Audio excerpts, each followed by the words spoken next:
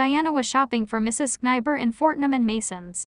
She passed the counters piled with delicious groceries, specialities from all parts of the world vying with each other for the customer's approval. But her mission for Mrs. Schneiber was not for anything eatable, and she passed downstairs into the gift department. It was 3 months since the weekend she had spent at Malevolern. Already Christmas was past, and the rush of eager shoppers was replaced by the calm emptiness of January trade. Diana had left Huntsman's house only half aware of what had happened to her. The full realization of the tremendous love which had awakened within her for Barry was to be followed by a depression which, however, could never quite deaden her hope that the future might hold a true happiness for them both. When she had said goodbye to Barry, very early on Monday morning, she had said, "I hope we shall soon meet again." Diana had promised herself that whatever he suggested she would agree to, feeling that rather than miss seeing him she would sacrifice anything, even her job. But Barry's answer had been unexpected, and she had felt herself staring at him in the shock his words occasioned. "I am afraid it will be a long time before we meet," Barry had said. "I leave for India at the end of next week." "How long will you be away?" Diana questioned after a long pause, and it seemed to her as if her voice sounded unnatural, far away, numb of feeling. "I don't know." Barry shrugged his shoulders. "I never can say how long India will keep me." It seemed to Diana then as though she must cry out her secret, must tell him she loved him, beg him to stay or take her with him, and yet she managed to control herself. She said goodbye, and left him, quite unaware that she was doing one of the bravest things of her life. If only I could hear from him, she thought. She knew he had arrived in India. His passage by air was reported in one of the papers, and after those few cold words in print, silence had swallowed him up. Every night she went to sleep with his name on her lips, she woke every morning with her first thought of him, and gradually he crept into her dreams. Each passing day seemed only to deepen her love and need of him. She wanted him so much, so utterly, she wondered if it were possible that the force of her want might not reach him, wherever he might be. She would stand sometimes at the window thinking of him, and sending out a yearning call to him. How often she had read of thought transference, heard wonderful stories of people calling each other across the world. Barry. Barry. Her whole being cried out to him. But she could find no answer, and gain no news of what he was doing. In the meantime Hugo was becoming more and more importunate. As he had promised many months ago at Quaglino's, he came to the house in Grosvenor Square, and was warmly welcomed by the Schneibers. Diana found it difficult not to see him, as he had a habit of dropping in whenever it suited him. Mrs. Schneiber fluttered around him at first, in the hope that he would marry Ruth, but even her motherly eye could not be blind to the fact that he found Ruth tedious, and that his whole attention was centered on Diana. When at last Mrs. Schneiber acknowledged the truth, her innate good nature came to the surface, and she encouraged Hugo for Diana's sake, as she would have for that of her own child. But as yet Hugo had not proposed marriage to Diana, he had only followed her about, he seized the not very numerous opportunities of being alone with her to make love, with the charm of which he was a technician. Diana found these days it was more and more difficult to concentrate on what he said. She liked him, and sometimes she felt that in some curious way she was beginning to rely on him, as a last link with the past. Hugo flattered her, and she could not deny that at times, when she was lonely and depressed, she liked his flattery. It was difficult, she thought a little bitterly, to remain as pleased with oneself and as full of self-confidence, when one was only a paid dependent. Flattery was, perhaps, what she missed most of all from her old life. Hugo, with his old overwhelming manner of making every female feel a goddess when he talked to her, or flattering her until the plainest thought herself beautiful, brought a sort of comfort into Diana's everyday life. He was the one person who treated her in exactly the same way as he always had. Her other friends were inclined to be self-conscious, condescending, or vaguely aloof in her presence these days. Gradually the interest in her had to a certain extent died down. She could now enter a restaurant without many people whispering her past history, or looking at her with that insolent criticism which society accords to the famous or notorious, as if they were some hitherto unknown species of animal. She had trained herself to be less sensitive, and was less ready to find slights, even when they were intended, than she had been at first. Yet even so she was still conscious of her position. Her father's financial downfall had undoubtedly affected a large number of people, and not only the shareholders and the discredited companies with which he had been connected. His sudden death had depressed the stock exchange, and there were a large number of people who, though quite unknown to him personally, cursed his memory in that he had altered the market, and their pockets. The Headley crash was still a landmark in the events of last year, and, try as she would, Diana could not help startling when her name was mentioned, and wishing that she could creep away unnoticed from the gaze of all those who knew her and her connections. Jimmy was lucky in that his assumed identity gave him an opportunity of avoiding the more awkward encounters. But he had the continuous fear of his masquerade being discovered. He was doing well and had risen in position and salary, and Diana believed that, sooner or later, he would really make good, for he was a worker and a constructive thinker. Mrs. Schneiber had asked her to spend about £2.10 on a wedding present, and she was hesitating between an ornament in modern, gaily colored china and a glass table decoration. She looked up to find an assistant, and saw Lolia coming down the stairs.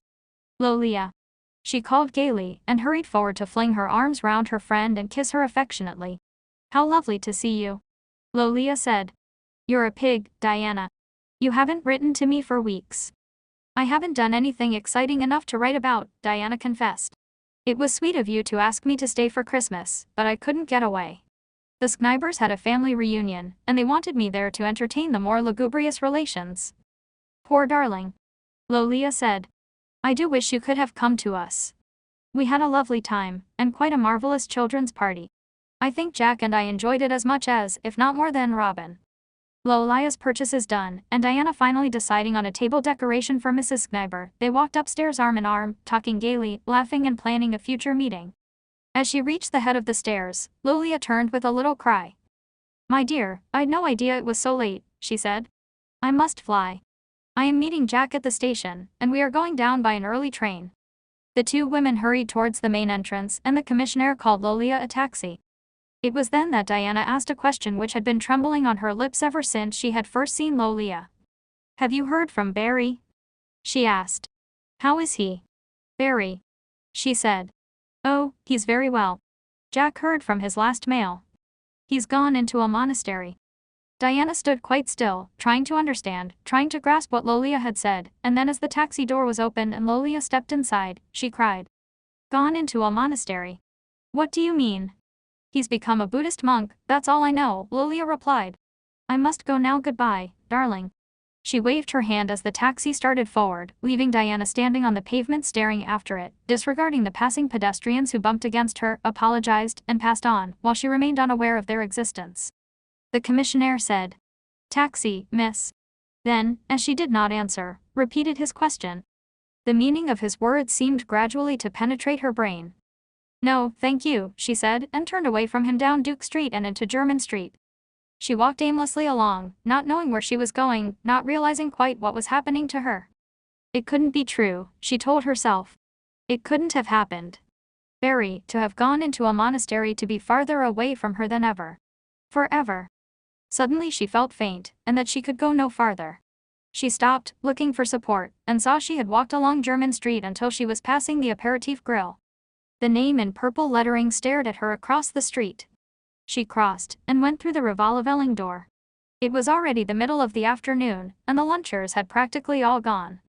There was only an odd couple or two, sitting in the far corner, still talking, regardless of their surroundings, intent on themselves. The maître d'hôtel hurried forward, and recognized Diana. "Good afternoon, Miss Headley," he said. "Is there anything I could do for you?" "I feel most awfully faint," Diana answered. "Could you possibly get me a brandy?" She sank down on the red leather chair just inside the door. The maître d'hôtel was full of solicitude. He hurriedly brought her a small glass of brandy, not a moment too soon, for it seemed to Diana that the whole world was rocking about her, and that at any moment she would collapse into a darkness which threatened to engulf her. The spirit seared its way down her throat, and brought the blood back to her head. "Are you all right?" the maître d'hôtel queried. "Is there anything else I can get you?" Diana thanked him with a weak smile. "I'm all right now," she answered.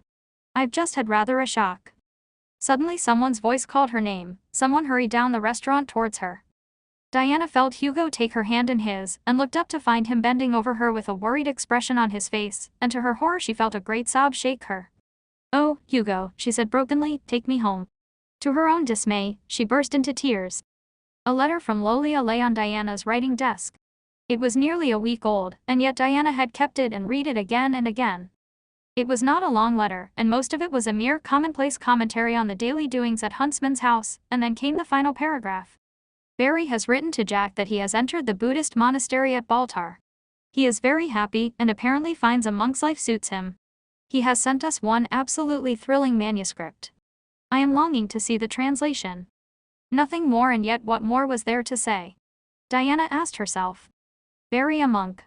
The laughing, gay Barry, who had romped with Robin, who had teased her, and who had enjoyed their wild gallop on the summit of the hills, to wear a yellow robe and relinquish every possession save his begging bowl. It could not be true, Diana told herself. His religion had been a philosophy which did not tie itself to any particular sect. Had he wanted the solitude of the cell, the quiet of the ordered existence, or was he fired by faith, carried away by the creed which he had studied for years?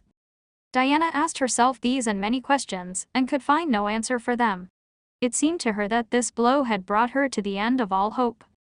She had no desire now to go on, no interest in anything the future might bring her. What could she expect from life to compensate her for the loss of the one thing that had ever seemed to her to be entirely and vitally desirable? She knew now that Barry had aroused in her a depth of emotion almost bewildering in its intensity, because she had no idea that she herself was capable of such feelings. How often in days gone by she had sneered at people for having broken hearts. She had openly said that she thought anyone who could not control their feelings, even their love, was unrequited. Hysteria, Diana had called it then.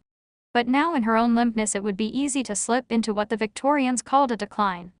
To waste away merely because she had no will to do anything else, no interest in anything which life could offer her, and that the only thing to be desired was death, for it meant oblivion.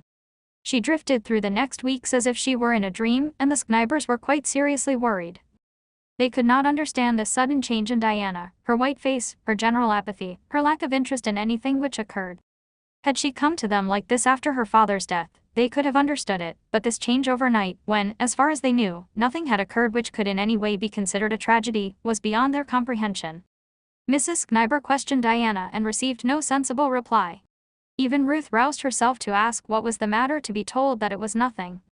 The days went on, seeming to Diana herself years of loneliness, and a misery which was so intense that it held no acute agony, only a depression so utter that it was as if she was sinking lower and lower until every faculty of her nervous system was absorbed. And then Mrs. Snyber decided in her own mind it must be Hugo. There was no one else, she thought, who could affect Diana like this, and accordingly she determined to tell him what she thought. She said to her husband afterwards, "I really feel a fondness for that child, and after all she has been very useful to us. It has kept Ruth brighter, having a young person in the house, and I wasn't going to let her eat her heart out for any man, lord or no lord. Don't you think I was right?" "Quite right," Mr. Snyber answered absent-mindedly. Hugo, coming to call, was surprised to hear that Mrs. Snyber particularly wanted to speak to him in the boudoir. Accordingly, he walked up the wide, purple-carpeted stairs, to the over-gilded and over-becushioned, taffeta-curtained sitting room, which was used occasionally by Mrs. Snyber to interview the cook in, but otherwise remained uninhabited year in, year out. Mrs. Snyber, buttoned tightly into a black velvet dress trimmed with bands of white ermine, hurried forward as her visitor's name was announced. She was palpably nervous, and Hugo was wondering what on earth had happened, before she finally came to the point. "You must think this is odd of me, Lord Doak," she said hurriedly, "but I particularly wanted to have a talk with you without being interrupted. Of course, I know it's none of my business, and I shouldn't interfere, but there, I'm so fond of the dear child, and it breaks my heart to see her going on like this." "Who?" Hugo asked. "Who is it?" "Diana." Mrs. Snyber nodded. "Yes, Diana. You must see, Lord Doak, that she isn't herself. She eats nothing, she looks terrible, and I have my private reasons for thinking that she cries herself to sleep every night." "Good heavens!" Hugo said. "What do you think's the matter?" Mrs. Snyber looked at him, her small dark eye half shut in a knowing look. Then she put out one plump, be-ringed hand upon his arm. "Love," she said firmly. "Love," Hugo said, startled. "For whom?"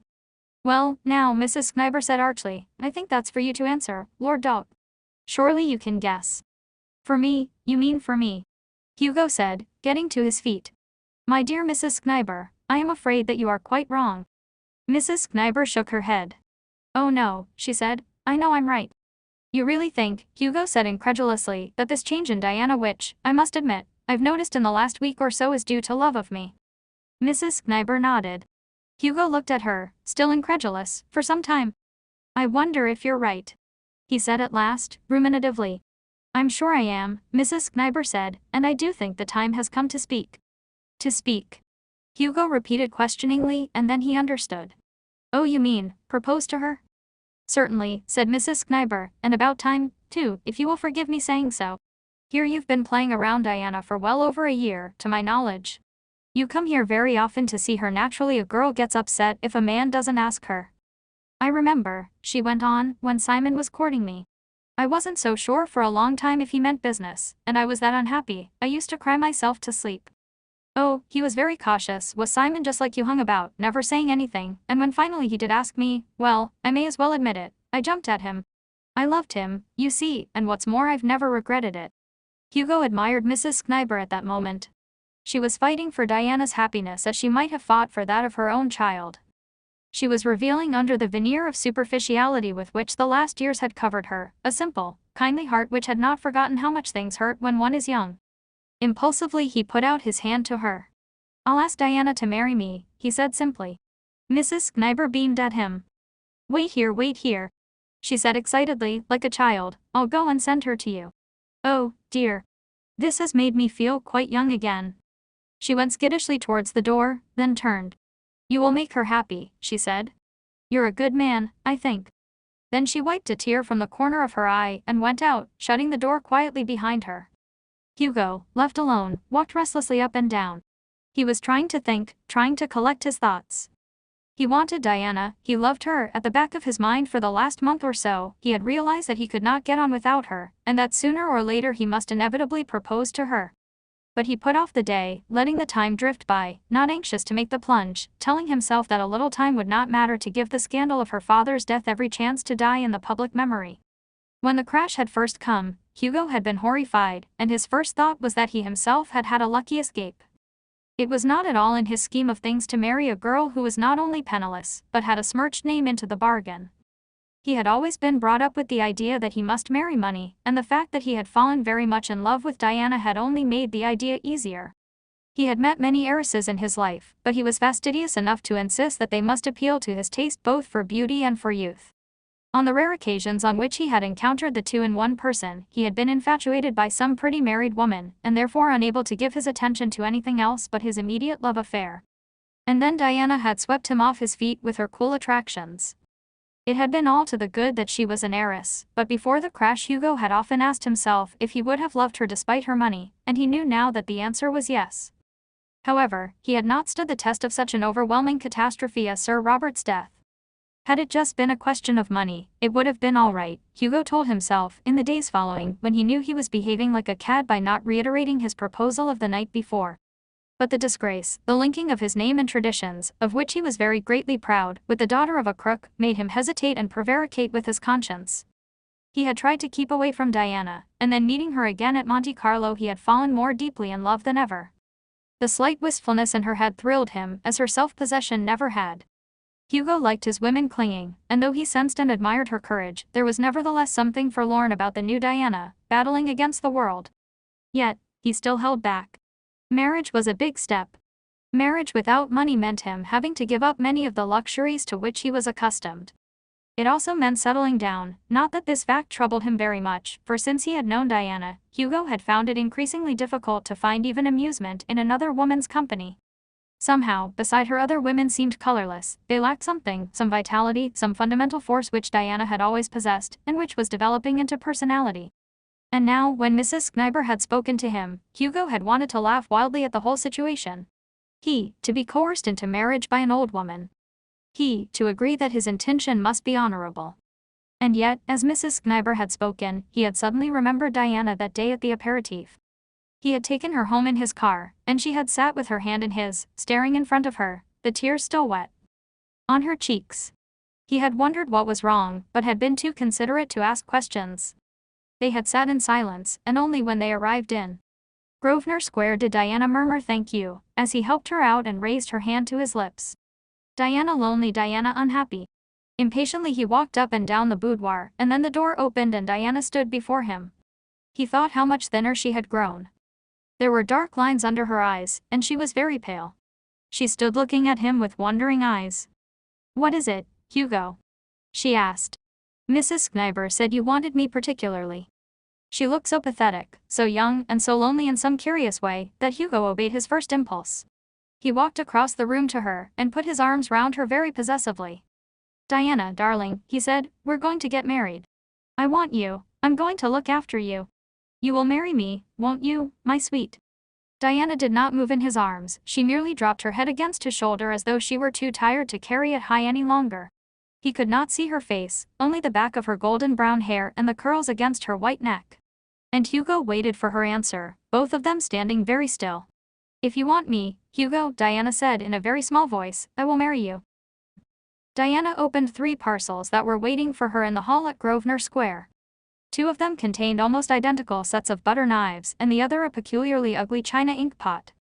She carried them through the hall and down the passages to the ballroom, where long tables were arranged with a large array of wedding presents. Glass vases by the dozen, 5 cocktail shakers, early morning tea sets, and an unending collection of blotters of every size and sort of leather. She arranged the 3 new presents in their correct categories and marked them down in a book under "Unthanked for Presents." While she was doing this, Jean the secretary came into the room. "Hello, Diana," she said. "I've been looking for you everywhere. The Amalgamated Press want to know if they can take a photograph of you and Lord Dog with the wedding presents. Will 5 o'clock suit you? I know he's coming in at that time." "If you like," Diana said wearily. Her voice expressed a complete lack of interest. "Tired?" Jean questioned. Diana nodded. "A little," she said. "I've been fitted for the wedding dress." "What's it like?" Jean asked. "Not bad," Diana replied indifferently. "You were right to insist on the chiffon velvet. I think it's prettier than the satin." "And the wreath?" Jean asked. "I couldn't be bothered to try it," Diana answered. "It looked all right on the mannequin." Jean waited a moment, moving 2 or 3 glasses absent-mindedly about the table before her. "What's the matter, Diana?" she said at last, having evidently considered her question. "What do you mean?" Diana said quickly. "What I say," Jean answered. "What's the matter with you? You're not yourself. You haven't been normal, shall we say, all this month, or for that matter, most of last. Why, Diana," she went on as Diana did not speak, "you ought to be the happiest girl in the world. You've got everything now, your position back, and the man you love." There was a crash as she finished speaking, and the coffee cup she had been playing with fell from Diana's hands in fragments on the floor. She stared across the pieces at Jean. "Have you ever been in love?" Diana asked. "Do you mean?" Jean said quickly. "That you aren't in love with Hugo?" Diana looked at her miserably. "You fool," Jean said suddenly. "You fool, Diana. Why on earth are you marrying him?" Diana did not answer. Instead, she bent down and picked up the broken fragments of china. "Don't worry, Jean," she said, "nothing can be altered now, it's too late, and anyway it doesn't matter." Without another word she left the room, and Jean stood for a long time among the presents, staring after her. Upstairs, Diana thought of Lolia, who was coming up with Jack for the wedding. She had promised Diana to help her with the last-minute preparations. Picking up the telephone, Diana rang up the Ritz, where they usually stayed. "Has Mrs. Standish arrived yet?" she asked. "I'll put you through," was the answer, and a moment later she was speaking to Lolia herself. "Come round at once," Lolia called gaily down the telephone. "I'm longing to see the bride. Hurry, darling, because I've got loads to tell you, and what's more, we've got your present for you, and hope you will like it." "How sweet of you," Diana replied. "Oh, and by the way," Lolia said, "I know what will interest you. We've just heard that Barry's on his way home." "On his way home," Diana repeated, and her voice shook. "What do you mean, Lolia? I thought he was in a monastery." "Oh, he was," Lolia said, "and it's all a frightfully thrilling story. To get the loan of one of the most marvelous manuscripts, he had to serve 3 months as a monk, to prove his sincerity. You know that Buddhist monks take no vows, and can come and go as they please. But he had to behave exactly as all the others. Jack will read you the letter, it's all the most thrilling story, and Jack is filled with excitement about the manuscript. It's supposed to be from the original Diamond Scriptures. Then, he's quite free again." Diana heard herself ask, faintly. "Of course," Lolia answered, "but come round here, and we'll read you the letter." Diana put the receiver back with its attendant sharp click. Then she put her hands in front of her face, and whispered over and over again to herself. "What have I done?" 10 minutes later she was still sitting with the telephone before her. Then she rose to her feet, and called the butler. "Please telephone Mrs. Standish at the Ritz and tell her that I have been unavoidably detained, and cannot come round," she said. She went upstairs to her bedroom and locked the door. Then she began to pack her suitcase, and she packed feverishly, against time. The train drew into Dewsbury at precisely 9:17. The small provincial station was occupied by one rather surly porter and a fat woman with a marketing basket who wished to travel on to Worcester. Diana, carrying her suitcase, got out of the third-class carriage of which she had been the sole occupant for the last 3 hours, and stood blinking a little in the bright morning sunshine. The train, with the noisy blast of steam and the banging of carriage doors, pulled slowly out of the station. Handing her ticket to the porter, Diana left the station, with the indecisive air of one who is not quite sure of the way. Dewsbury, standing on the banks of the River Severn, was one of the many ancient and picturesque towns to which tourists swarm in the summer. Outside the station, Diana stopped in the lane, and sitting on her suitcase looked at the town which lay before her. She had packed, and then sat for some hours writing letters she found more difficult to write than any she had ever attempted. As dawn had crept up the dark sky, she had drawn back her curtains to welcome it in, she had put on her hat and coat and, taking her suitcase, slipped unobtrusively and almost silently from the house in Grosvenor Square. She had had time in those hours to think over many things, where she should go and what she should do, and her first impulse had been to ask Lolia for help, but she knew that Lolia would be the first person to be questioned by Hugo. They would look for her there, because it would be almost obvious that in trouble she would turn to her best friend. Also, she did not in herself feel that she could at present face Lolia's questions as to why and wherefore, at this 11th hour, she was going to refuse to marry Hugo. And so, sitting alone in her bedroom, her suitcase already packed, she decided that there was only one thing for her to do, to disappear completely from everybody. She had got herself into a mess, and she must get herself out of it. She could not stoop to asking assistance from anyone. She knew it was cowardly in some ways not to stay and face the whole thing out, and yet she felt that course was an impossibility, because she was staying in someone else's home. She knew she was behaving badly, behaving in an almost unforgivable fashion, and yet something outside herself, something she could not control, told her that marriage with Hugo was now utterly impossible. She could not imagine at this moment why she had ever seriously contemplated it. She knew it was weakness, it was the line of least resistance which she had taken, because she was unhappy, and because nothing had then seemed to matter one way or another. She knew now, sitting in her bedroom at Grosvenor Square, that she liked Hugo, perhaps more than any other man in the world, but that she loved Barry and life with Hugo was impossible while Barry existed. When she had first heard that he had entered the monastery, it was as though he were dead, and were Barry actually dead she knew that she could not find happiness, but at least she could find comfort and a form of contentment with Hugo. She despised herself now, loathed herself for the part she had played. But at the time she had sought the comfort of Hugo's arms simply to find a refuge for herself, to escape from her own thoughts, and from the torture of a life from which everything which mattered seemed to have vanished. And now she had to rescue herself, she had first of all to escape, and then to face the future. She left a letter for Mrs. Kniber, stating quite flatly the fact that she could not and would not marry Hugo, and that she was running away for that reason. She apologized for the trouble she was causing, but she felt that in some ways Mrs. Kniber would not mind that. Both she and Ruth had had a large amount of publicity over the fact of the marriage, and they would doubtless have more now that it was not to take place. But when she came to write her letter to Hugo, she found her pen faltering. What was she to say to him? What could she say? She was letting him down, not only privately in his affections, but publicly, which was worse. How could she put on paper what she felt, or express in any way how sorry she was for what she was doing? In the end she wrote, "Forgive me, forgive me. I wouldn't make you happy, but I hate to hurt you. Please. Please understand." As she walked through Grosvenor Square, she realized that she was setting out on a new life altogether. When her father had died, she had thought that she was starting on a new life then, but she had crept back into the old, through the back door, perhaps, but into the same old life nevertheless. This was indeed a new start. She could not go back again, and what was more, she would not even if she had the opportunity. She knew that Jimmy was perhaps the only person who would understand how right her decision was. Where was she to go? She went to Paddington Station because it was the nearest station to Grosvenor Square, and she had very little money with her. Feeling like the heroine of a cheap novelette, she asked a porter where the next train went to. "Oxford first stop, and after that all stations to Worcester," he replied. Diana knew the line well, had she not travelled on it many times, going to Malevolerne? And then, as she stood irresolute at the booking office, she thought of Dewsbury. So often she had flashed through the little station, and admired the well-kept flower beds, the sleepy atmosphere of the surrounding country and the distant vista of the town standing at the riverside. And so she took her ticket to Dewsbury, feeling that the die was cast, but slightly apprehensive as she saw, as she paid her fare, how little money she had left. Here she was now, arrived at her destination, alone and utterly without plan, but it comforted her to think that not so very many miles away the Malevolerne hills were standing high above Huntsman's house. Should the worst come to the worst, she could capitulate and go to Lolia, forgetting her pride and being as ever supremely grateful for a friendship she knew would never fail her. She picked up her suitcase and moved off down the road. Suddenly she was conscious of her hunger.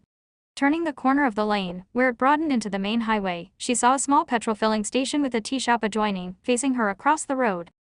A man was polishing the windows of the tea shop, whistling a popular tune as he did so, and at the side of what was little more than a brightly painted shed, she could see a girl hanging some washing on a line. She walked across the road and entered the gaily colored door. The low-roofed room, roughly put together, was fitted with small tables covered with bright yellow tea cloths. Whoever had decorated the place had obviously taken immense trouble to think out an economical and at the same time effective color scheme. On every table there were 3 or 4 yellow flowers in little green vases, and the chairs of plain deal were painted green, while the crockery was coarse, but of a yellow pattern, bright and cheerful. American cloth curtains of vivid green were in pleasing contrast to walls of sunshine distemper. Everything was spotlessly clean, and the rough boards of the floor were evidently newly polished, for the smell of ronak was prevalent. Diana put down her suitcase in the doorway. The man who was cleaning the windows had seen her enter, and she heard him whistle to the girl round the corner who, intent on her washing, had not seen her. "Rose." She heard him say, "Someone in the shop." A moment later the girl rushed into the room. "I'm so sorry," she said, "I didn't hear you come in. Can I do anything for you?" "May I have some coffee," Diana said, "and some bread and butter. Perhaps you'd like an egg," the girl suggested. Diana considered. "How much would that be?" she asked. "A poached egg on toast, 8 pence, was the answer. Diana shook her head. "I think perhaps just the coffee and bread and butter, and perhaps I could have some marmalade." The girl smiled. "I won't keep you long. Will you sit down?" She disappeared, and Diana sank wearily into a chair by a table in the corner, out of the draft from the door. She watched the man putting the finishing touches to the windows, and she saw a car draw up at the petrol pump, and him hurry across to fill it up with petrol. Obviously a married couple, she thought to herself, and she hoped they were doing well, especially as it was quite evident that the girl was soon expecting a child. She had waited perhaps only 3 or 4 minutes before the girl returned with a pot of steaming coffee, a small loaf, and a pat of yellow butter. "I thought you'd like to cut your own," she said. "It's always nicer, isn't it?" Diana smiled at her. She saw she was indeed a girl, as she had first thought her, hardly more than 20, with bright, corn-colored hair bleached on top by the sunshine, and with wide gray eyes which seemed to find everything amusing.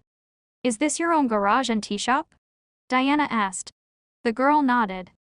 "Yes," she said. "Isn't it exciting? It is all our own, at last. Ted worked for a man on the Cheltenham Road before, and we saved for years till we could get married, and now at last we've been able to buy this. Of course, you see, Ted's so clever, he's put up nearly everything himself." "You don't look old enough to have saved for years," Diana said. The girl smiled and colored a little. "I'm 21, she confessed. "I've been in love with Ted ever since I was 17. We always meant to marry each other, but it is a bit difficult not having any money. Now we have got married, things are going to be all right. We've been here nearly a month, and we've taken, quite a lot of money.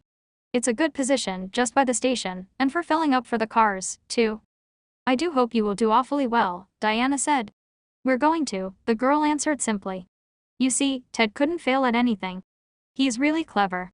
Diana could not help being touched by her naivete. She liked the girl, and liked the look of the man, whom she so obviously adored. Quite suddenly, so that she was almost surprised at hearing herself saying it, she asked, "You don't want a waitress in the shop, I suppose?" The girl looked at Diana in surprise, and then she sat down in the chair at the other side of the table. "Are you looking for a job?" she asked. "I am," Diana said, "and what's more, I've got to find one, because I haven't any money."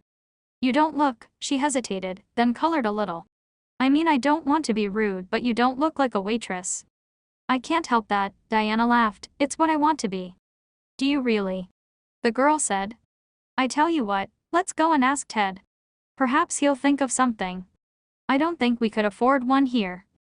Ted was called, and after a moment he came in, wiping his hands on some cotton waste.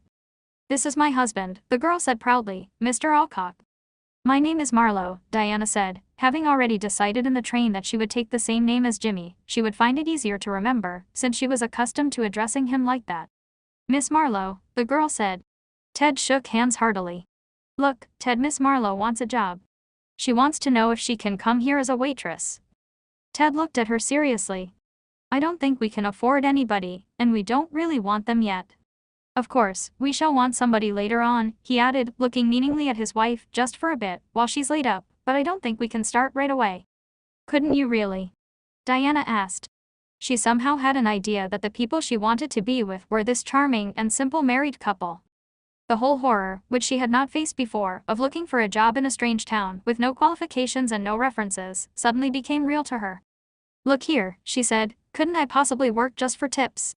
They'd be enough to keep me, wouldn't they? Ted scratched his head. They don't tip much here, he said. Of course, a lot of them don't tip because they know it's our place, but if you were a waitress they might unless they thought you too much of a lady. I'll try not to be, Diana said, laughing. That's just what I said, Mrs. Alcock chipped in. She doesn't look like a waitress, does she? Oh, I will in a cap and apron. Diana promised. You see, if I could find a cheap room, and just pay for that, I'd be quite happy. I don't want to make a lot of money, I only want to stay here a little. Well, I don't know, I'm sure, Ted said, it's all a bit surprising and sudden-like, but if you really wanted to stay and you don't want a high wage, I should be glad.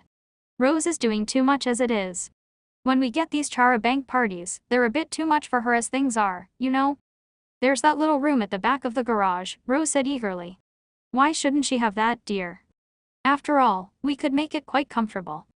Well, I don't know, I'm sure, said the slower Ted. Come and have a look at it, Miss Marlowe, and see what you think. It took them 2 hours to talk the matter out and inspect the little room at the back of the garage, which Diana saw could easily be made into a comfortable little bedroom, and to decide that she was to stay and help Rose temporarily, for her board and lodging and tips. Ted and Rose were so young, and so impulsive in lots of ways, and so genuinely kind, that Diana had a feeling that she was almost doing them down, simply because she got her own way, and obtained from them the permission to stay. It was a good chance to stay here, where she was not likely to be searched for by any of her own acquaintances, or even be suspected, as she might be, in a hotel or lodging house in the town.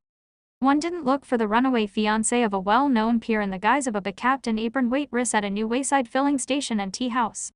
When Thursday morning, which should have been her wedding day, came, as she got up in the drafty little bedroom behind the garage, she thought how lucky she was not to be dressing to walk down St. Margaret's, Westminster, to the choir singing lustily the voice that breathed o'er Eden. Surprisingly enough, she was very happy in this new life. The more she got to know Ted and Rose, the more she liked them. They were so simple, so absolutely primitive in their love for each other and their interest in life. The only thing they had ever wanted was enough money so that they could be with each other.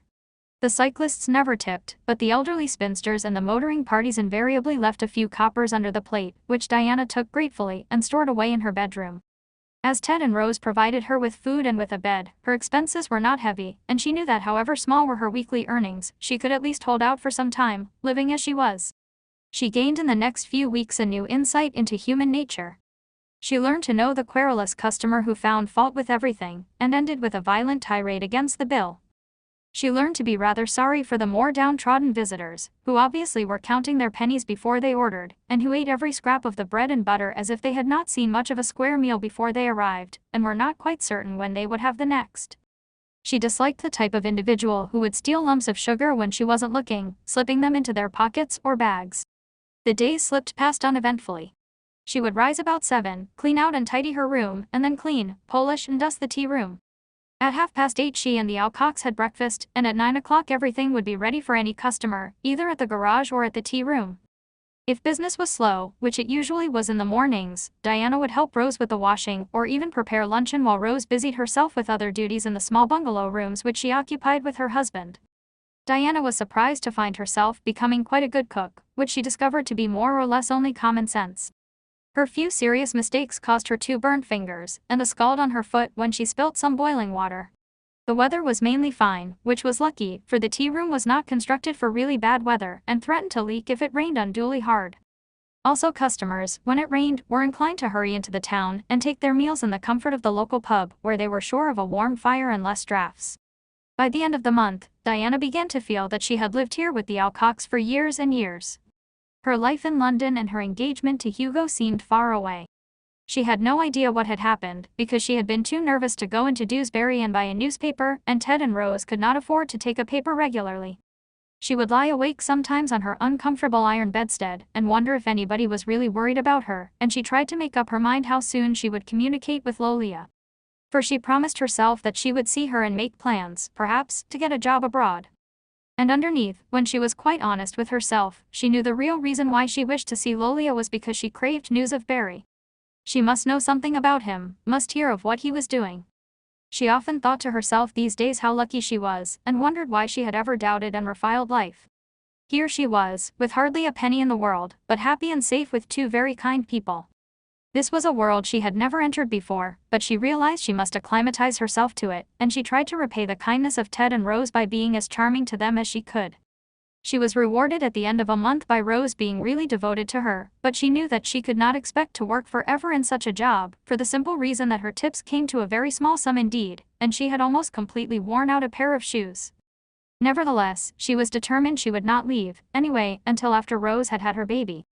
Though day by day she found herself wondering and thinking more and more about Barry, she hung onto her post, determined not to give in to her own inclinations. One night, about 2 in the morning, as she was lying awake, listening to the wind and the rain, she heard someone hurry across the yard outside. Then Ted called her name. "What is it?" she said, sitting up in bed. He banged on the door and waited while she flung a dressing gown round her shoulders, and unlocked and opened it to him.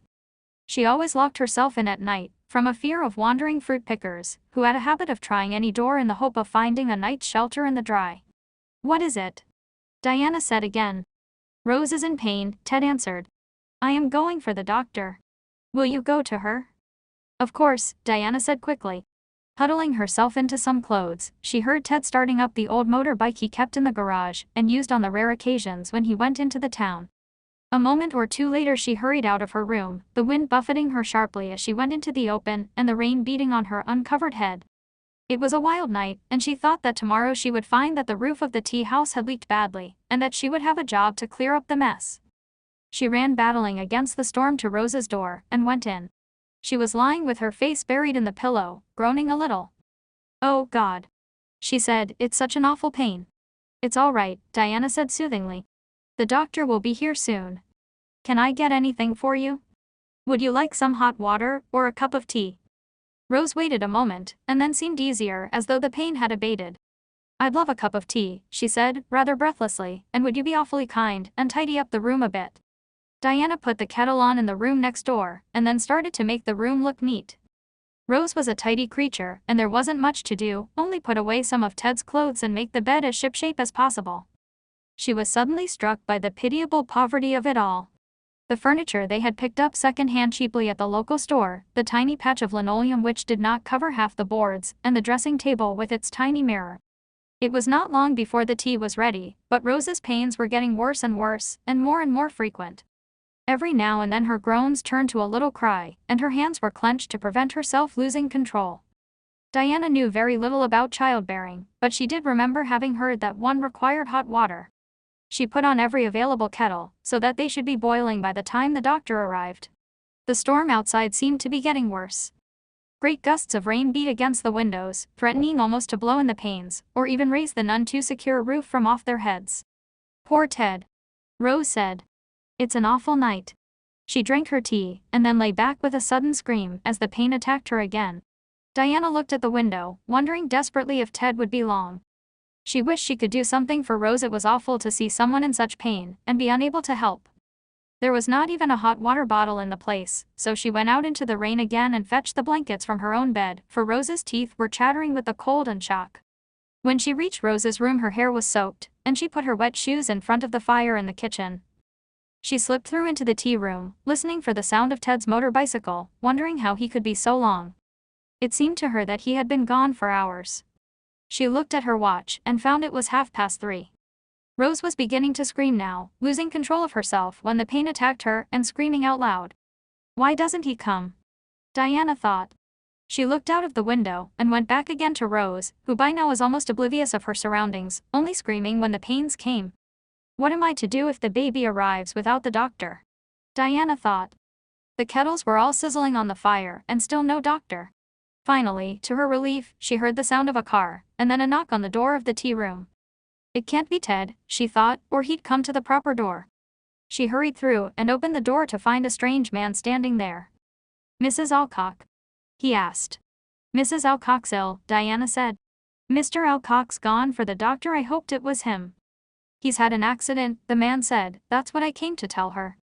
Who's had an accident? Diana asked. Ted Alcock. He smashed up at the cross, and they've taken him to the hospital. They told me to fetch his wife, and I've come to fetch her. He's bad. Diana stared at him for a moment as if she thought he had taken leave of his senses, then gradually the truth of what he said penetrated to her brain. Mrs. Alcock's having a baby, she said. You've got to get a doctor to her and get him quick. Do you understand? Go like hell. Well, I'm damned, said the man. Here's a pretty bit of trouble, ain't it? I'll get him, though. Hang on, miss, I'll be as quick as ever I can. He turned away and plunged into the rain and darkness. Diana shut the door and then turned back towards Rose's room. Rose was screaming loudly. I can't stand it, I can't stand it. Oh God. She gasped, beating her hands against the pillow and against the wall. Diana went to her and held them in her own. Hang on, Rose, she said clearly, hang on to me tight. The doctor's just coming, everything's all right. But inside she prayed, and prayed hard, he would not be long. The doctor arrived in the nick of time and delivered Rose of a healthy 9-pound baby boy, but Ted died in hospital early next morning. He never regained consciousness after his accident. But by the time the news was brought, Diana had ceased to take any active part in the happenings around her. After the baby had safely arrived in the world, and she had done all she could to help the doctor and the district nurse who came with him, she had collapsed in a dead faint, and they had found themselves, to their annoyance, with 2 invalids instead of 1 on their hands. The events of the night were too much for Diana's nerves, combined with the temperature, which was already rising from having spent so many hours in damp clothes. 24 hours later she was in a delirium in which she lived over and over again the occurrences of that stormy night by Rose's bedside, praying that he would come in time. The district nurse was unfailingly kind to her, but advocated her immediate removal to hospital, knowing that careful nursing was the only correct treatment at the moment. The doctor, however, was not unimaginative and had an astute mind. He saw at once that Diana was no ordinary tea-shop assistant, or even a likely friend to be with Rose. He questioned the latter closely and discovered all she knew, which was little enough. He came to the conclusion that this mysterious young woman, who had apparently appeared from nowhere, and who was penniless, and was yet found to be wearing the most expensive lingerie trimmed with real lace, should in her present state of health have someone more closely connected with her by her side. Accordingly, the doctor had no compunction in looking through, with a detective's eye, the few small possessions she had with her in the little bedroom behind the garage. It's risky to move her at the moment, he told the nurse, but I quite see it's the only thing to be done.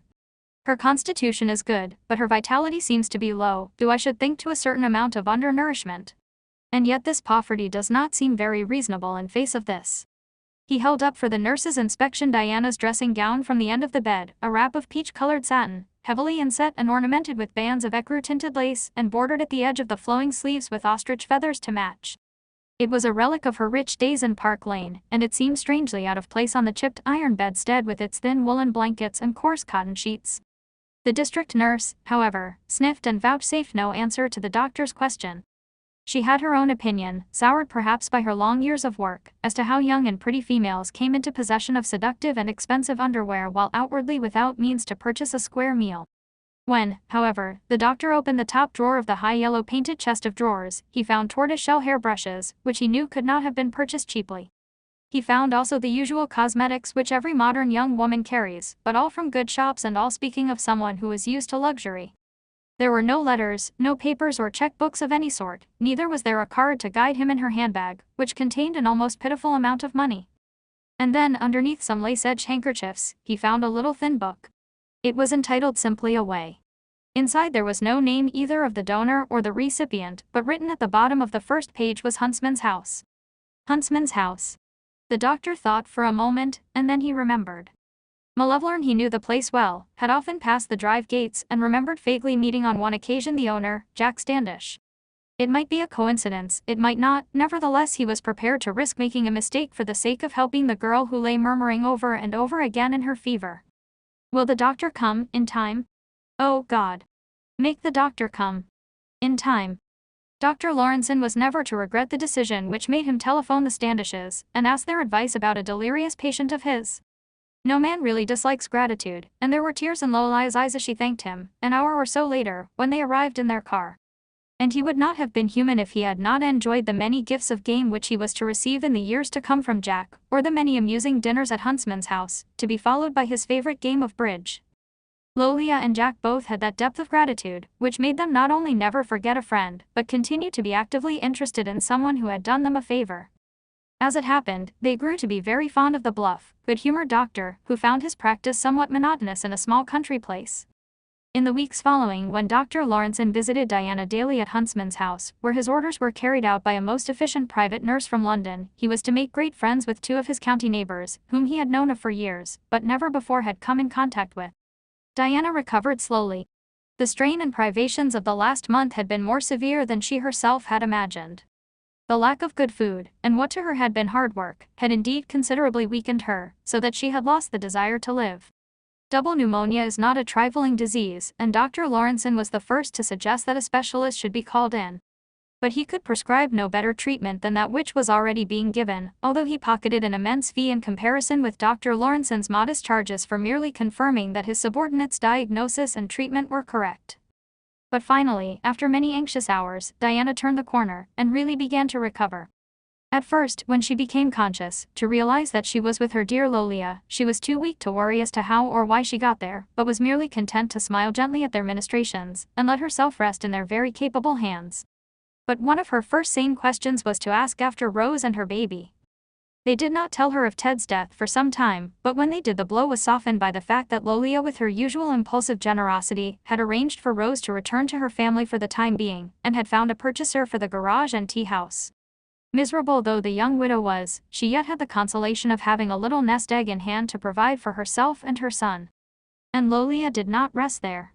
She spent a good many hours of her time visiting Rose, making her take an interest in the future of her child, and trying in the sweetest way to help her get over the first agony of her bereavement. From her she heard a great deal of Diana, and the month she had spent at the tea house. Lolia told the story to Jack on her return, missing out no detail of Diana's courage, her kindness, and the determination which made her stand entirely alone, and face the consequences of her escape from Hugo and from all the friends who knew them both. I knew underneath, all those years ago when we first met, that Diana had more pluck, and more to her, than the crowd she represented, Lolia said. You must say now I was right, darling? And Jack agreed. He himself was growing very fond of Diana, and would spend many hours at her bedside talking to her of his plans concerning his work with Barry. He was surprised to find how interested she was in it, and how eagerly she begged him to lend her the books they had published, and to describe to her the expeditions he and Barry had taken together in the years before he married Lolia. Manlike, he was flattered by her interest in his doings, and though Lola was astute enough to guess that Diana's interest lay primarily in the personal adventures of Barry, she was too clever to say so. She merely left the two people she loved together, encouraging them to become great friends. Lolia had kept Diana's presence at Huntsman's house a complete secret from everyone except Jimmy, to whom she had written telling him what had occurred, and asking him to come down if ever he could get away. Jimmy had replied with a letter of grateful thanks. He is glad I didn't marry Hugo, Diana said to Lolia. So am I, she replied. It was the first time that Hugo's name had been mentioned between them, and Diana colored for a moment. Do you think I behaved terribly badly? She asked. Lolia smiled at her without answering, and Diana added. There were reasons, you know. Of course there were, Lolia said. Don't worry about it, darling. We all make mistakes sometimes, but the worst mistake of all is an ill-suited marriage. Her face became grave and slightly sad, as it always did when she thought of the long years she herself had spent unhappily married to Malcolm Fenton, and then she said brightly. Anyway, let's talk about it. I've got news for you, good news for us. I do hope it will be for you, too. Would you mind very much if we had a visitor? At the tone of her voice, Diana looked up at her very swiftly from the sofa, on which she was resting with a warm rug over her feet. Who is it? She said quickly. Barry, Lolia answered. He's home, and he wants to come here. Do you mind?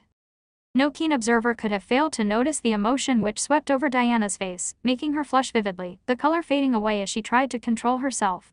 I think it would be very nice, she said at length, very quietly. Lolia was content to leave the conversation at that, without further comment. Yet when Diana was alone in the room she felt a sudden panic at the idea of seeing Barry again. It was nearly a year since they had met, and she felt as if she herself had altered out of all recognition. She was a different person from any of the Dianas he had known before, the gay, spoilt, sophisticated Diana, the sad, broken Diana whom he had helped, or the one battling against life and against herself, who had yet learned to love him with all her heart and soul. She saw now, in the enlightenment of the last few months, how extraordinary she must have appeared to Barry. How nonsensical and entirely superficial, with her cheap inanities and her vulgar appreciation of things which did not matter. She realized how right he was, in the fact that few people do matter in one's life, either for or against one, liking or disliking one. The opinion only of those vastly superior to oneself can in reality weigh at all in one's great conclusions upon life, and the opinion of the one person who does matter is that of oneself. To fail oneself is surely to fall so utterly below every standard. Why wasn't I different when I first met Barry? Diana asked herself now bitterly. She was frightened now to meet Barry, frightened because she minded his opinion so much, and wanted him 30 tremendously. She knew that he himself was the only thing she would ever really desire and crave for in her life. Beside him and her love for him, nothing else seemed to matter, and she understood at last what that phrase so beloved of fiction writers meant, when they said that one is prepared to walk barefooted round the world after the person one loved. An emotion which in no way resembled the petty thrills and swiftly rising desires of her old flirtations overwhelmed her and held her completely its prisoner. She loved Barry in a way in which she felt as if every scrap of her was his. There was nothing, no part of her, however small or however big, that she would not be prepared to sacrifice to his merest whim, to expend utterly, wherever and however he wished. It was a strange feeling, quite unlike the usual fatuous illusion she had grown up to imagine as love. It was as if she had ceased to be herself, and become just a slave, mentally and physically, to the only man whom she knew now could ever matter to her.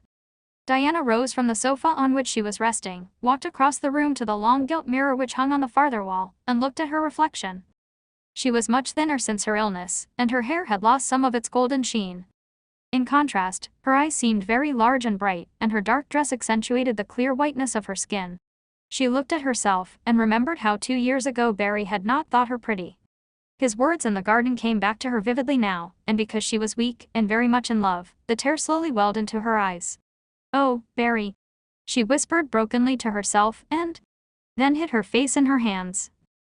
Barry was laughing, Robin was clapping his hands and calling out with delight, and the dogs were barking with excitement as he threw the ball again and again for them across the green lawns. They scampered after it, snapping and snarling at each other, but all in good fun, and the victor would return with it gripped firmly in his teeth, his tail wagging with delight, to lay it at Barry's feet. Diana, holding a huge bunch of flowers in her hand, which the three of them had picked in the kitchen garden, was watching them, her laughter also ringing out occasionally at some absurd remark of Robin's. Lolia, coming down the steps from the house, thought what an attractive group they made, and mentally wished them future happiness with a fervor and far-seeing prophecy which would have made them both blush, had they known her thoughts. Finally, even the dogs were too exhausted to exercise themselves further, and Lolia took the protesting Robin into his tea, leaving Barry and Diana alone. He smiled at her as she stood there, the sunlight playing on her loosened hair, her colorful bouquet of flowers a pleasing contrast to her white linen dress. They strolled together across the lawns to where deck chairs grouped round a table proclaimed that tea would soon be ready. "Are you really feeling better?" he asked. Diana nodded. "Better than I have for years, as it happens," she said. "I've been so spoiled and mollycoddled these last few weeks that I am not only restored but supercharged, and ready for anything." Barry laughed. "Good," he said. "And what is anything?" "That is just the point. In other words," he said gently, "you have to make a decision." "Lolia and Jack," Diana said, sinking into a chair, "have been so divinely kind, but I can't stay here forever. I must do something. The only thing I've made up my mind about very firmly is that I won't go back to the world I know. I can't face London society anymore, even if after all this it is still prepared to face me. Anyway," she continued, let's talk about me. Tell me about yourself. What are you going to do?" "I'll tell you exactly," Barry said. "I'm going to leave here in a couple of days' time, and I am going to Cornwall, to a little house I have there. It is on an island, a mile out from the mainland, and the local coastal steamer calls once a week. When I am there, I can really write and concentrate. As a matter of fact, I am just finishing a book." "A book?" Diana said in surprise. "Yes," Barry said. "Jack persuaded me into writing one, partly on my adventures, and partly on the people I have met in the last few years in India and the monasteries.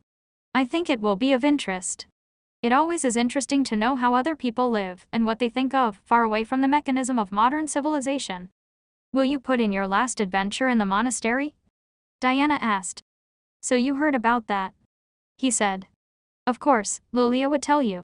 It was a most interesting experience.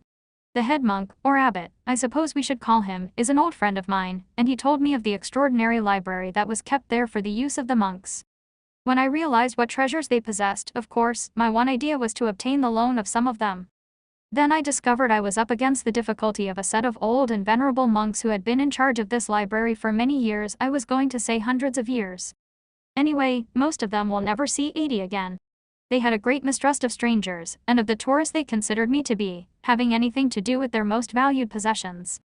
Apart from the religious value, they were quite clever enough to understand that in the world the secular value of the works was stupendous. To cut a long story short, I realized that the only way to see the manuscripts, or ever to get a chance of borrowing them, was to become one of themselves, and accordingly I entered the order. As you know, in the Buddhist religion no monk is tied by any vows. The only person who understood my real intention was the old abbot, who assisted me in every way he could. Finally, after living with them for several months, I gained the confidence of the librarians, and convinced them that it was their duty to help the world outside the high walls of their monastery. In the end, I got back home last week with 2 of their manuscripts, and a promise that I may look to them for further help in the future. How marvelous, Diana exclaimed. She remembered as she watched him talking, how terribly she had been affected that day so long ago now, when she had heard of and misunderstood his intention of entering the monastery. Are you going on another expedition soon? She asked. I don't know, Barry answered. I also have got a decision to make for the future. This is, of course, between ourselves, but there is a growing desire among some of my friends that I should devote myself, during the next year or 2 anyway, to public service in England. There is a lot to be done here in the way of unemployment, and I would love to do something, particularly in the north. Some of the men there have been out of work for 10 years. I believe someone with the right message for their minds, and a constructive policy, might do something for them and for England. If we can't find them work, we can at least see to their health, mentally and physically. That is what I think my mission is at the moment, to wake those that can help out of their apathy, and get them to apply themselves, actively, constructively, to those who need them. I have my book to finish, which will take me perhaps a month or so, and then I shall go into what I consider the firing line, and where I am most needed. There was a silence between them, and Diana looked out over the garden with its green lawns, its trees weighted with fruit, and the swans curving their white necks on the still lake. Around them everything was so peaceful, so calm, so quiet. Yet an intensity of dynamic quality in her companion made the whole atmosphere, when he had finished speaking, alive, charged with interest and virility. It seemed to Diana that that was how a man should be, ready to rush into the battle with a drawn sword, wherever men were most required. A strong man fighting for the weak, secure in the knowledge that ultimately he must win, because right was on his side.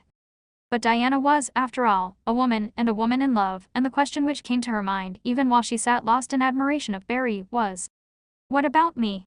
Where do I come in this scheme of things? Later that night, she lay in bed and thought for a long time.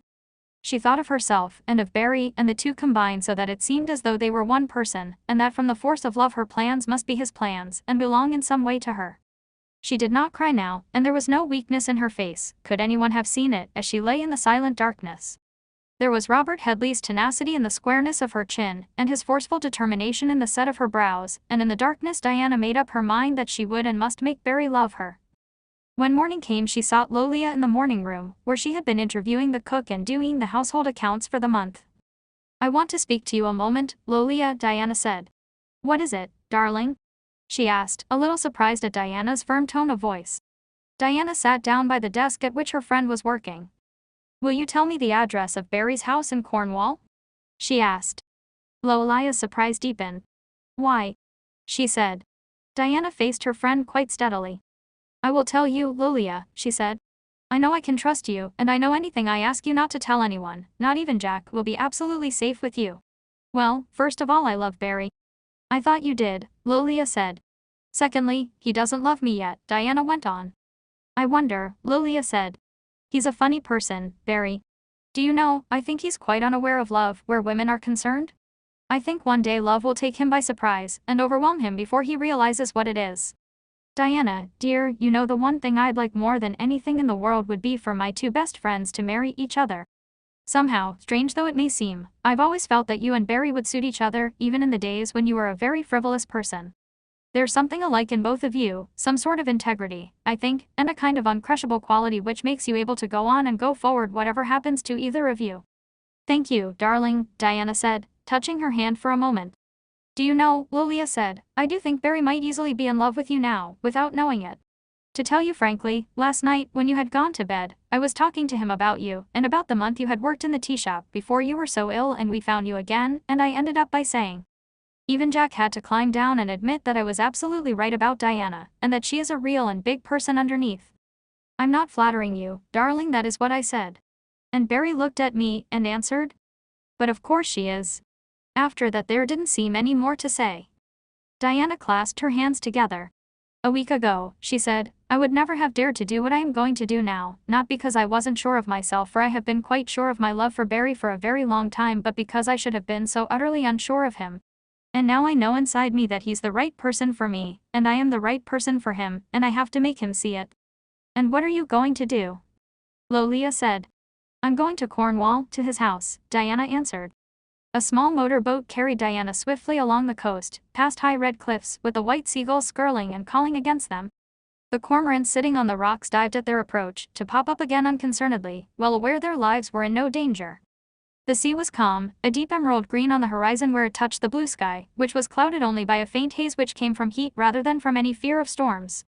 The young fisherman in the blue jersey who guided the boat was glad of a fare who, regardless of expense, preferred to charter him to the tune of several pounds rather than wait for the coastal steamer, which would this very afternoon visit the island on which she desired to land.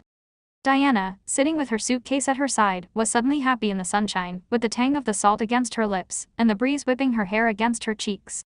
She had had no difficulty in hiring the motor boat from a small village 5 miles farther down the coast. They had been surprised that she could not wait for the steamer, but nevertheless if she was fool enough to spend her money, the fishing was not so good that a young man was not prepared to give up his evenings calling to take her round in the motor boat. Luckily it was a calm day, for the coast can be tricky and dangerous when it is rough, and the boat with its small engine was not built for anything more adventurous than trippers who wished to travel up the river mouth, or venture but a little way out to sea. Diana had been traveling since very early that morning. She was racing Barry to his own home. Lolia had agreed to help her, and see that neither Jack nor Barry would have any idea when Barry left Huntsman's house that Diana had already gone a few hours before him. She had thought out her plans carefully, and been quite determined that Barry should have no hint whatsoever from local gossips that anyone had arrived on his island.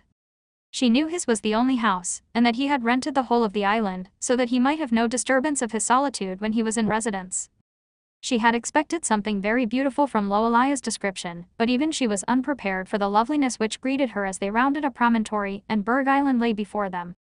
Very small, but high at the center, the red cliff sheer and formidable on the seaward side, and sinking lower to a kind of natural harbor towards the mainland, Barry's house was built on the highest point.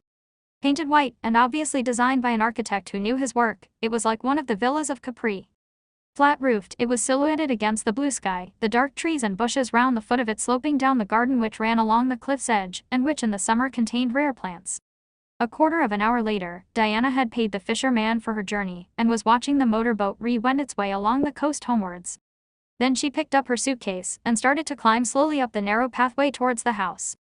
She felt a sudden sense of freedom on this island. There was silence all around her, save for the cry of the birds and the splash of the waves breaking against the cliffs. It was like coming to a strange, unspoiled paradise, or finding oneself the only inhabitant of a new planet on which there were only the beautiful and natural things of this world. Lolia had told her that Barry employed 2 Chinese servants to look after him. They were the custodians of his estate as well as the servants of his house, and Diana, as she climbed to the doorway of the house, decided they were also good gardeners. Flowers of every color rambled everywhere, for the garden was no stereotyped one, but a gay mass of color surrounded by dark bushes and small trees, which sheltered against the walls of the house to withstand the winter gales. The doorway was in a huge, wide arch, and the door itself made of unstained wood with a great silver knocker in the shape of a porpoise. Diana felt herself breathless, not only from her climb, but from the adventure itself. She knocked on the door. A few moments later there were steps, and it was swung open. A Chinese servant stood looking at her with as much surprise as his immobile countenance could assume. "Your master is expecting me to stay here," Diana told him, in the words she had already rehearsed. "He himself will not be here until the evening boat, but I have come on ahead." The man hesitated for a moment, then bowed profoundly, and taking her suitcase from her, led the way into the house. She passed through a stone-flagged entrance hall, and then he opened the door into the living room, and as she entered she gave a gasp of surprise. Huge windows opened onto a veranda, from which the view was nothing but sea and sky. It gave one a sense of height and detachment from the world, as though one were looking out from an aeroplane. It was very beautiful and very unusual, and Diana thought very like Barry to possess something which was utterly unlike anything else. The furniture of the room was covered in colored chintz, against plain white walls which were hung with carved looking glasses and 1 or 2 sea pictures. It was a room of infinite charm, and when one became used to the marvelous panorama of sea and sky outside, a room of immense peace. Diana felt there had never been a quarrel in it, or a disturbance in the atmosphere since it was built, that whoever had been here had found rest, security, and tranquility from the world. She took off her coat and stood, very slim and neat in a green jersey skirt, looking out to sea. A little while later, the Chinese servant brought her some tea and she drank it, though she could not touch the homemade cakes and bread and butter which accompanied it. She was feeling now a tension within herself and increasing excitement. She was daring so much, but the aim was worthy of the risk. Slowly the sun sank in a blaze of color lower and lower on the horizon. Pink and scarlet clouds piled themselves up into fantastic shapes, and then above them appeared, shining feebly against the glory of the setting sun, the first evening star.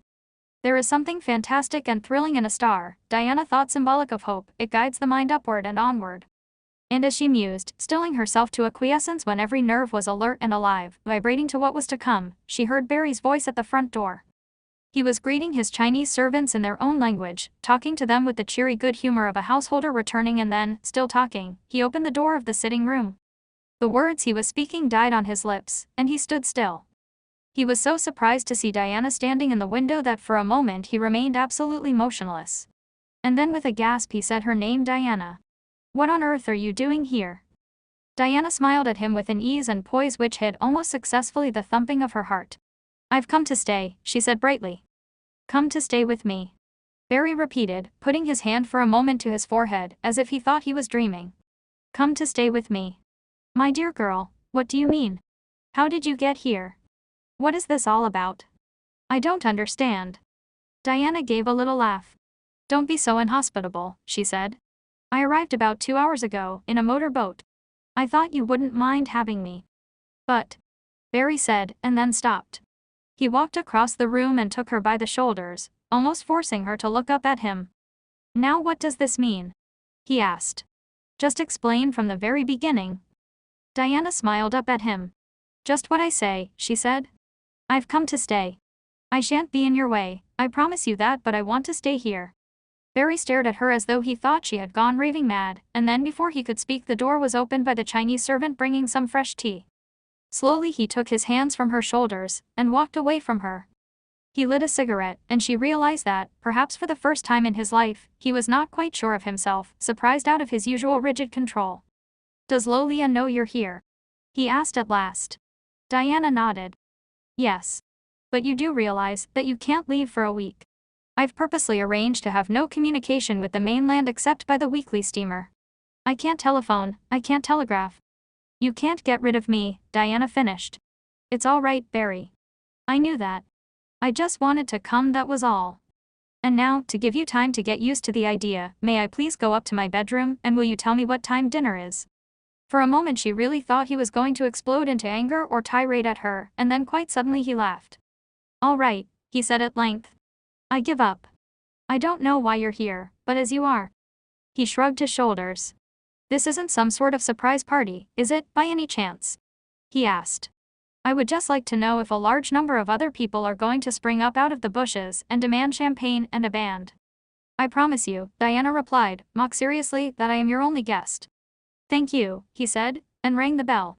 The Chinaman escorted Diana to a large bedroom with big windows overlooking the sea. It was furnished very simply, with white concrete walls and hangings of some ancient Italian brocade. The bed was also Italian, painted in what had once been bright colors, but which had been subdued by time into a mellow beauty. She unpacked her suitcase and found her way from her bedroom into a bathroom containing every modern luxury. "Barry is certainly comfortable here," she thought to herself. "I wonder if he ever has anyone to stay." The whole house was spotlessly clean, but it gave her the impression of a very masculinely run establishment. There were none of the little feminine touches of flowers, photographs and knickknacks, with which women love to surround themselves. There were masses of books everywhere, even on shelves along the corridors, and there were 1 or 2 particularly beautiful pieces of furniture which Barry had obviously picked up in his travels. The whole house seemed rather fantastic, and yet she could see that it was its position more than anything else which gave her that impression. It could be bleak in the winter, she thought. And yet one could be comfortable, for there were thick shutters to the windows, and big open fireplaces which would burn great logs. The curtains were not flimsy, such as one might expect to find in a south of France villa. They were lined, and the carpets on the floors were thick and warm. Barry had made this his home, though he had made it his stronghold of solitude. Her bath finished, Diana put on a dress of white chiffon with a bunch of silk roses at the waist. Lolia had lent it to her, and it suited her fairness admirably. She stood for a moment looking at herself in the mirror. In spite of the warm night, she was shivering a little from fright and excitement. Then, her chin in the air, she walked slowly down the stairs to the sitting room. Dinner was served on the veranda. Tall candles lit the tables, and beyond them in the darkness were the sea and the star-strewn sky. It seemed very unreal, like a scene in a play, the candlelight shining on the silver and cut glass and on their two faces as they talked, the Chinese servants hovering quietly in the background, bringing the food, then vanishing until the next course. They talked of the 100 things that men and women, when they are interested in each other, find to talk about.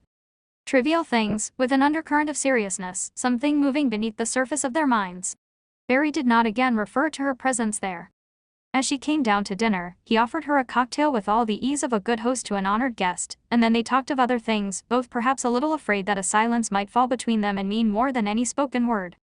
They sat for a long time at the table, lingering over their coffee and liqueurs, content to let their eyes wander to where the moon was rising in the sky and casting a silver radiance on the water. At last Diana rose to her feet and moved into the sitting room. "I must go to bed," she said. "I'm tired after my long journey." "Of course," Barry said. He lit a candle in the hall. "You realize there is no electric light here," he said, "and I hate lamps." The candle flickered as they walked up the stairs, casting monstrous shadows on the walls as they moved. Diana opened the door of her bedroom. The curtains had been left undrawn, and she could look out onto the star-sprinkled night. 2 candles were lit either side of the bed, casting a soft rosy gleam on the white pillows and on the carved painted headpiece. "Have you everything you want?" Barry asked.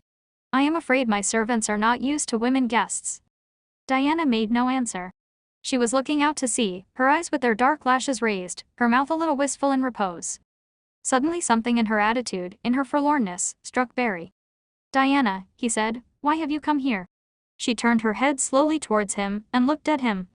"Why?" he asked again. His voice sounded as if he already knew the answer, and was afraid of it. "I wanted to be with you. Alone, here in my house." Yes. I do not understand, or am I being very dense? It is rather obvious, I'm afraid. Are you saying that? Yes. Barry, I love you. I've loved you for a very long time.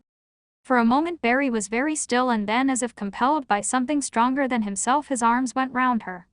Diana felt a tremor of excitement and lifted her face to his. He kissed very gently first her forehead and her eyes. His lips were soft and tender as they moved over her skin. Then he kissed the corners of her mouth until, as her breath came quickly and she wanted him to kiss her lips more than she had ever wanted anything in her whole life, his mouth took possession of her. For a moment she felt it was impossible to breathe, and the room whirled round her and her feet were no longer on firm ground. She felt her body melting into his as he held her closer and still closer. "I love you, I love you," she wanted to say, but he held her completely captive. Something wild, wonderful and ecstatic swept through them both like a flame. Diana felt as if Barry carried her towards the stars and she no longer had any identity of her own. It was so perfect, so marvelous, that she could only cling to him, knowing she was utterly and completely his. The candles threw strange shadows that moved in the breeze, herald of the dawn, which came from over the sea. "My sweet, my darling," Barry said, his voice deep and low. "Do you still love me?" "There is only love," Diana whispered. "I've loved you for so long. I can't remember what my life was like before you were there. How could I have not realized it?" he asked. "You were in my heart and my soul, but I didn't know it was love or how much I needed you until I touched you. Are you sure now? We can't get married for a week, my precious, but you're mine, every wonderful, adorable scrap of you, and I'll never let you go. Oh, Barry, darling. We'll work together, be together, and I'll love you and go on loving you more and more until we die. Love me. And teach me. There is so much I have to learn. To understand. I will teach you all I know, and we will find out everything else together. I'm so happy. So crazily, wildly, marvelously happy." Barry pulled her closer. Her body was very soft against his. "My brave little love," he said, "you'll never be alone and unhappy again." His lips were on hers, he felt her quiver, and then there was only a flame sweeping them both away towards a boundless, limitless horizon. 2 voices deep with desire spoke as one. I love you. I love you. The candles flickered and went out. Like and subscribe.